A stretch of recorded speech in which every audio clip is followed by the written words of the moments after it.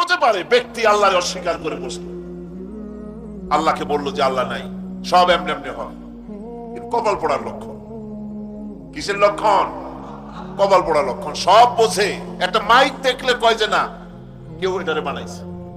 এই যে একটা ভিডিও ক্যামেরা, এটা কেউ দেখলে বলবে যে কয়েকজন আলেমে মিলে ফু দিছে আর অমনি একটা মাইক হয়ে কি বল ক্যামেরা হয়ে গেছে, বলবে কেউ? কোন পাগলেও কবে? এই প্যান্ডেলটা দেখে কি মনে হবে? 4-5 জন পিসা বাইসিয়া কোচার কোণে দাঁড়াইয়া ফু দিছে, সাথে সাথে প্যান্ডেল হয়ে গেছে। এটা কথা হইল? একটা ছোট্ট টেবিল, একটা চায়ের কাপ দেখলে পরে মানুষ বলে নিশ্চয়ই এটা কেউ বানাইছে। আসিফ, এত বড় বিশাল আকাশ, এত সুন্দর জমিন, এত সুন্দর দেহ, এই মানুষ, গাছপালা, তরুলতা, কীট পতঙ্গ, পাহাড়, নদ নদী, সব কিছু দেখে কেবলমাত্র কপাল পোড়াই বলতে পারে যে কেউ নাই, এমনি এমনি হয়েছে। আসিফ তামাশা। এমনি এমনি একটা চাউল তৈরি হয় না, একটা ডিম তৈরি হয় না, এমনি এমনি পৃথিবীটা হয়ে গেল। সবগুলির পেছনে আল্লাহ পাক আছেন, তিনি সৃষ্টি করেছেন। এখন উপাস্যের প্রতি এই সৃষ্টি মানুষের দৃষ্টি আকর্ষণ করে। উপাস্য পাও না কে আল্লাহ, তা ঠিক পাও না, তা দেখাবার জন্য এই পৃথিবীর আল্লাহর সৃষ্টি প্রত্যেকটি পদার্থ, প্রত্যেকটি জিনিস ইঙ্গিত করে নিঃসন্দেহে কেউ না কেউ আছে, আর তার নাম হচ্ছে আল্লাহ। তার নাম কি? আরো জনে বলেন, নাম কি? আল্লাহ পাক। এখন প্রশ্ন ওঠে, আল্লাহরে বানাইছে কেডা? বলে তো, মুরগি আগে না ডিম আগে? ডিম যদি আগে হয়ে থাকে তো ডিমটারে পারলো কে? আর মুরগি যদি আগে হয়ে থাকে, কোথার থেকে মুরগি এসে উড়িয়ে এসে জুড়ে বসলো, আইলো কই থেকে? আল্লাহ যদি একজন থেকেই থাকেন তাহলে তার স্রষ্টা কি? এই প্রশ্ন তুলেছেন বার্টন রাসেল। প্রশ্ন তুলেছে স্রষ্টার স্রষ্টা কে? আমি দেখলাম এক আর্মি অফিসার একটা বই লিখেছেন, আমার এত ভালো লাগলো। বইটার নাম হচ্ছে আল কোরআন দা চ্যালেঞ্জ, মহাকাশ পর্ব।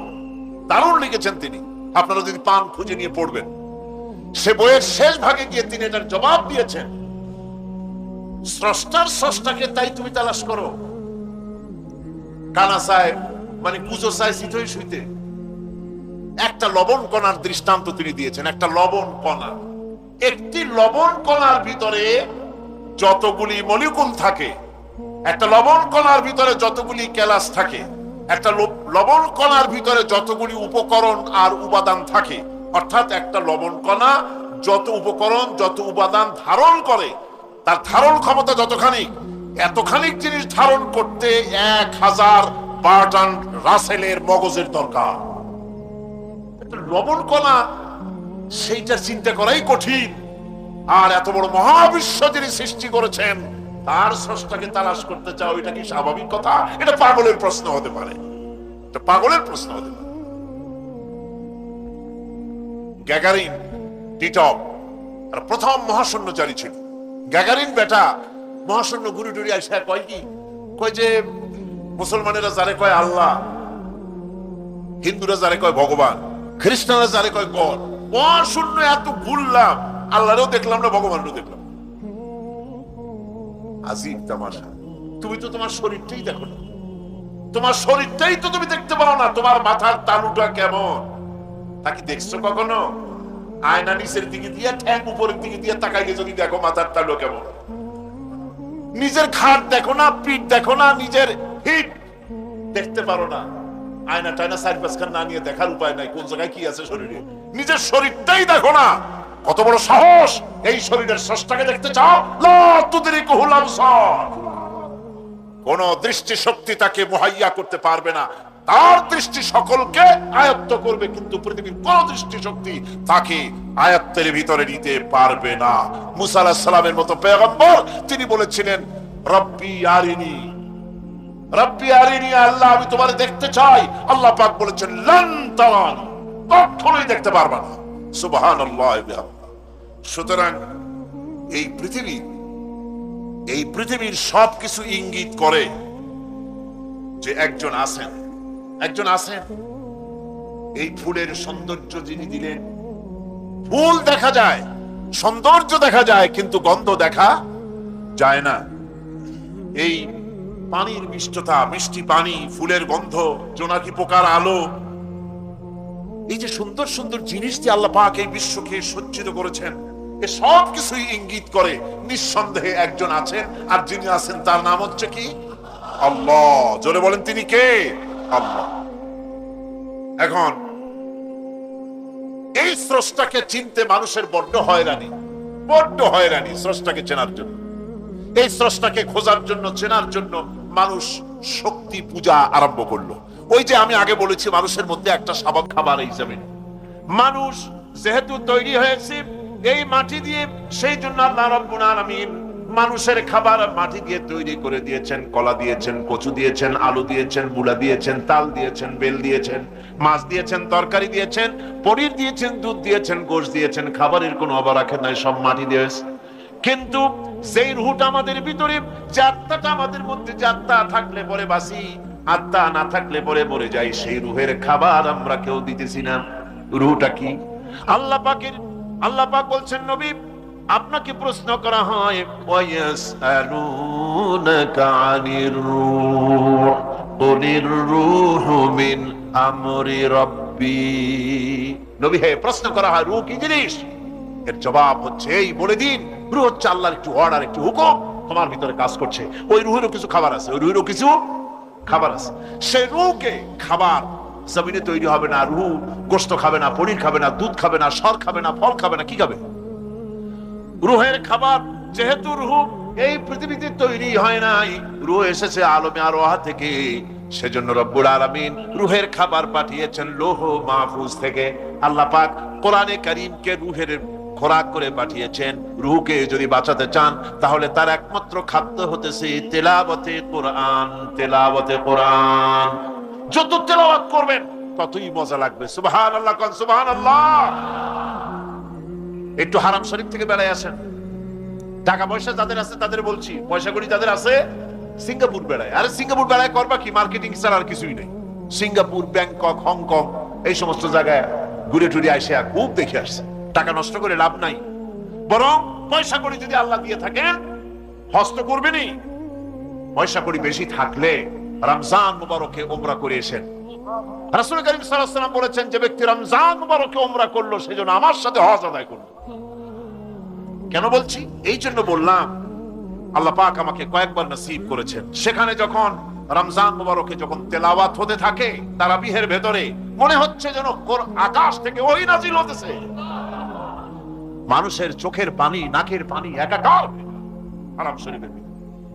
সেখানে তো মুনাজাত সারা বছর মুনাজাত হয় না, মুনাজাত হয় রমজান মুবারকে বেতেরের নামাজের ভিতরে। বেতেরের নামাজের ভিতরে ইমাম সাহেব হাত তুলে মুনাজাত করেন। অন্তত 8 থেকে 10 লক্ষ মানুষ হজের মৌসুমের মতো কাঁদতে কাঁদতে পাগল হয়ে। কোরআন কি মজা! কোরআন হচ্ছে রুহের খাবার। আমরা তো রুহের খাওয়াই না। ঘোড়ার উপরে চড়ি, গাধার উপরে চড়ি, ঘোড়ারে গাধারে জন্মের মতো মোটেই খাইতে দেই না, নিজে খাই জন্মের মতো। খাইয়া ঘোড়ারে খাইতে দেওয়া হয় না, গাধারে খাইতে দেওয়া হয় না। ফলে ওর উপরে যখন সওয়ার হয়, তখন ঘোড়া গাধা না খাইতে খাইতে একদিন চারদিকে দিয়া জায়গায় সিটে মরা ছাড়া আর কোনো পথ থাকে না। আমাদের মানুষেরা খায় কি? সুবহানাল্লাহ। এই যে শবে বরাত আসতেছে, কি যে খাবে, দিশা আগের থেকে লিস্ট তৈরি হয়ে যায় কতটা আইটেম তৈরি করা হবে। রমজান মাসে আল্লাহ একটু কম টম মান্দায় খাবে, একটা রমজান মাস আল্লাহ দিলেন। সেই রোজার মাসে যে সারাদিন খায় না, এটাকে উসুল করে ইফতারের সময় সে যে কত খাবার, চোখ সানা বড় হয়ে যাবে দেখবে। পেঁয়াজি, বেগুনি, হালিম, শরবত, তরমুজ, বেল, কলা, কচু, নাক খাইতে খাইতে মাগরিবের রক্ত শেষ। কয় ভাই নামাজটা কোন রকম পড়ে আসি, তারপরে খাবো না। আবার গেল নামাজ পড়তে, আবার এসে খাইলো, খাইয়া তারপরে আবার ভাত খাইলো। কেমনে যে খায় আল্লাহই জানে, গলায় আঙ্গুল দিলে পাওয়া যায়। এরকম খাইয়া তারপরে তারাবি পড়তে দাঁড়ায় না। জনমের মতো খাইলে পরে তো অলস হবে শরীর। তারাবি পড়তে দাঁড়াইছে, লম্বা কেরাত হচ্ছে, উনি রুকুতে আছে, ইমাম সেজদায় চলে গেছে, ওনার খবর নেই। অথবা উনি সেজদায় পড়ে আছেন, ইমাম কোথায় উঠে গেছে তার খবর নেই। সুবহানাল্লাহ। সুতরাং নিজে খাইয়া পেটটারে দুম্বার মতো সাইজ বানাইয়া কোনো লাভ নাই। পেট বড় বানাবার না, সিনা বড় বানা। সিনা বড় বানা, সিনার ভিতরে কোরআন ধারণ করেন, মজা পাবেন। আল্লাহ রাব্বুল আলামিন এত বড় নিয়ামত, এই কোরআন এর থেকে বড় নিয়ামত পৃথিবীতে আর নাই। শ্রেষ্ঠ নিয়ামত, এর থেকে বড় নিয়ামত আছে ভাই? এই শ্রেষ্ঠ নিয়ামতকে পড়তে শিখুন, বুঝতে শিখুন। হেদায়েতের সবের মধ্যে আছে। সুতরাং আল্লাহ রাব্বুল আলামিন মনুষ্যত্বকে, আত্মাকে বিকাশ করার জন্য কোরআনে কারীম দিয়েছিলেন। মানুষ এই জ্ঞান দিয়ে আবিষ্কারের পিছনে চলে গেল। হ্যাঁ, আবিষ্কার দরকার আছে, এ পারবে না, এমন এক মহান অবলম্বন ধারণ করেছে। সুতরাং আল্লাহর উপর ঈমান আনতে হবে, তাগুতকে অস্বীকার করতে হবে। ইবাদত জীবনের সকল ক্ষেত্রে করতে হবে কার? আল্লাহ পাক। কোরআনে কারীম বলছেন, এর আগে আমি প্রথমে শুনিয়েছি, সমস্ত নবীরা, আম্বিয়া আলাইহিস সালাম, তারা তার নিজের জাতিকে গোলামীর জন্য দাওয়াত দিয়েছেন। আল্লাহ পাকের বলেছেন, আমার জাতি, একমাত্র নবী মুহাম্মদ রাসূলুল্লাহ সাল্লাল্লাহু আলাইহি ওয়াসাল্লাম আমার জাতি, তিনি বলেন নাই। তাকে দিয়ে আল্লাহ পাক বলেছেন, ইয়া আইয়ুহান নাসু উবুদু রাব্বাকুমুল্লাযী খালাকাকুম ওয়াল্লাযীনা মিন ক্বাবলিকুম লাআল্লাকুম তাত্তাকুন। ইয়া আইয়ুহান নাসু উবুদু রাব্বাকুমুল্লাযী খালাকাকুম। রাব্বাকুম উবুদু রাব্বাকুম আয় আতিউ রাব্বাকুম। গোলামি করো, আনুগত্য করো, দাসত্ব করো তোমার সেই প্রভুর, সেই রবের, যিনি তোমাকে সৃষ্টি করেছেন। তার আনুগত্য জীবনের সব ক্ষেত্রে করো। এক জায়গায় করলে হবে না, সব জায়গায় করলে হবে। আগামী রাত্রিটা হচ্ছে শবে বরাত, তাই না? বোঝেন নাকি বোঝেন না? আগামী রাত্রিটাই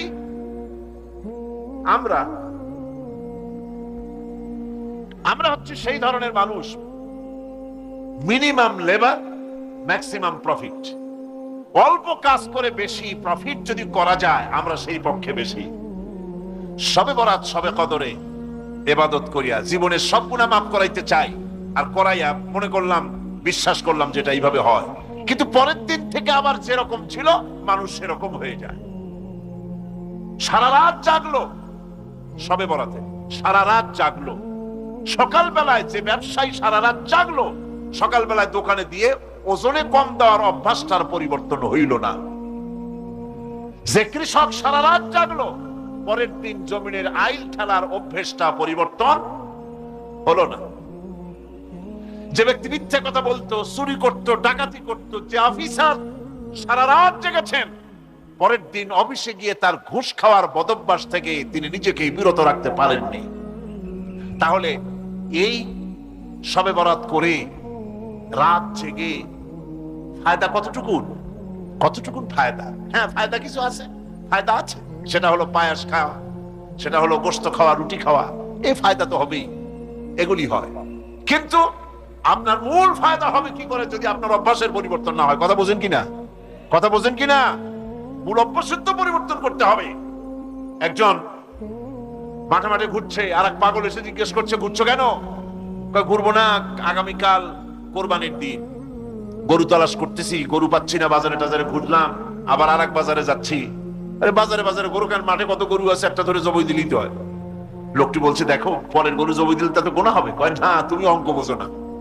গরু জারি হোক, কোরবানির দিনে গরু জবাহ যদি করো, তাহলে সবটা হবে। কোরবানি উপলক্ষে জবাহ করছে, একটা সব পাবা না? তো কোরবানির জন্য একটা সব হবে, আর চুরির জন্য অবশ্যই একটা পাপ হবে। কোরবানি যখন দিবা, তো কোরবানির সব আর চুরির পাপ ভগ্নাংশের মতো কাটাকাটি হয়ে যাবে, গোশত খাওয়া ফাও। তো মানুষের অবস্থা তো তাই হয়েছে। মানুষের অবস্থা হয়েছে, শবে বরাতে সারা রাত জাগবো, কান্দাকাটি করবো, ফাও গুনাহ মাফ হয়ে যাবে, আর গোশত রুটি তো আসি, যতদূর পারলাম খাইলাম। পরের দিন টু ফুর্তি, নো চিন্তা। নাউযুবিল্লাহি মিন যালিক। এই কান্দারও দাম নাই, আর এই ধরনের রাত জাগারও দাম নাই, এই ধরনের ইবাদত করেও দাম নাই। ইবাদতটা হচ্ছে জীবনের সব ক্ষেত্রে ইবাদত করতে হবে। ইবাদত সম্পর্কে মিস ইন্টারপ্রিটেশন যেটা এসেছে, ভুল অর্থ যেটা এসেছে, সেই ভুল অর্থের কারণে মানুষ শুধু মনে করে নামাজ, রোজা, হজ, যাকাতই শুধু ইবাদত না। ইবাদত হচ্ছে জীবনের সকল ক্ষেত্রে গোলামিটা হতে হবে আল্লাহ পাকের সব জায়গায়। পার্লামেন্টে গোলামি হবে কার? কোর্ট কাছারিতে কার? অফিস আদালতে কার? স্কুলে কলেজে কার? খেতে খামারে কার? রান্নাঘরে, নিজের ঘরে, পরিবারে, সব জায়গায় আনুগত্য কার? কেবলমাত্র আল্লাহ সুবহানাহু ওয়া তাআলার হুকুম অনুযায়ী জীবন পালন করার নামই হচ্ছে ইবাদত। এই ইবাদত, নামাজ পড়ার নাম ইবাদত, নামাজ না পড়ার নাম ইবাদত। রোজা রাখার নাম ইবাদত, রোজা না রাখাও ইবাদত। এখন আপনারা বলতে পারেন যেটা ঠিক, কি আশ্চর্য কথা শুনাইলেন। নামাজ পড়া তো ইবাদত, নামাজ না পড়া আবার কোন দেশে ইবাদত? রোজা রাখা তো ইবাদত, রোজা না রাখা কোন দেশে ইবাদত? মূল কথা হচ্ছে 5 ওয়াক্ত নামাজ সময় মতো পড়বেন, তা তো আপনার ইবাদত হবে। কিন্তু সূর্য উদয়ের সময় সূর্য বসতে বলেছি, বসতে অসুবিধাটা কি? বসেন না। আর আমি আবার বলি, মোনাজাতের কথা শুনলে যারা হাঁটেন, আমার বড্ড দুঃখ হয়। ঘন্টার পর ঘন্টা বসলেন আর আল্লাহর কাছে হাত উঠাবার সময় চলে যাচ্ছেন। দুর্ভাগ্য, হতভাগ্য ওই সব লোকদের জন্য যারা আল্লাহর কাছে মোনাজাত করার সুযোগ পায় না। আল্লাহ পাক সকলকে তৌফিক দিন, জোরে বলেন আমিন। কে মুসলমান হলো?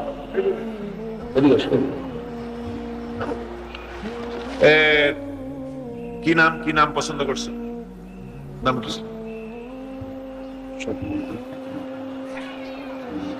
আব্দুর রহিম। এর নাম ছিল স্বপন কুমার দাস, বর্তমান নাম পছন্দ করেছে মোহাম্মদ আব্দুর রহিম। মাশাআল্লাহ। এদিকে হাত রাখেন। বিসমিল্লাহির রহমানির রহিম। বিসমিল্লাহির রহমানির রহিম। লা ইলাহা ইল্লাল্লাহু মুহাম্মাদুর রাসূলুল্লাহ। আল্লাহ ছাড়া কোনো ইলাহা নাই, মাবুদ নাই, উপাস্য নাই, মুহাম্মদ সাল্লাল্লাহু আলাইহি ওয়াসাল্লাম আল্লাহর প্রেরিত রাসূল। আশহাদু আন লা ইলাহা ইল্লাল্লাহু ওয়াহদাহু লা শারীকা লাহু ওয়া আশহাদু আন্না মুহাম্মাদান আবদুহু ওয়া রাসূলুহু। আমি সাক্ষ্য দিচ্ছি আল্লাহ ছাড়া কোনো ইলাহা নাই, মাবুদ নাই, উপাস্য নাই। তিনি এক, তিনি একক, তিনি নিরঙ্কুশ, তার কোনো অংশীদার নাই। আমি আরো সাক্ষ্য দিচ্ছি মুহাম্মদ সাল্লাল্লাহু আলাইহি ওয়াসাল্লাম আল্লাহর প্রেরিত রাসূল এবং এবং তার বান্দা। সকলকে সালাম দাও। আসসালামু আলাইকুম। সকলে কোন ওয়ালাইকুম আসসালাম। আল্লাহ পাকের এই বান্দা মুশরিকানা জীবন যাপন করতেন, এখন তিনি আমাদের তাওহীদপন্থী, আমাদের ভাই। তিনি আমাদের কি? মুসলিম মিল্লাতে তিনি আসলেন। আমরা তার জন্য দোয়া করব, আল্লাহ যেন তাকে খাঁটি মুসলমান হওয়ার তৌফিক দান করেন। 5 ওয়াক্ত নামাজকে শিখবেন, নামাজ সঠিকভাবে আদায় করবেন, ইসলামকে জানবেন। শুধু মুসলমান হওয়াটাই বড় কথা নয়, ইসলাম জানা, বোঝা এবং তার উপরে আমল করা, এটা যেন আপনি রীতিমতো করবেন। আল্লাহ পাক তৌফিক দান করুন। আমি ওনাকে কোলাকুলি করছি ওনার সাথে আপনাদের পক্ষ থেকে।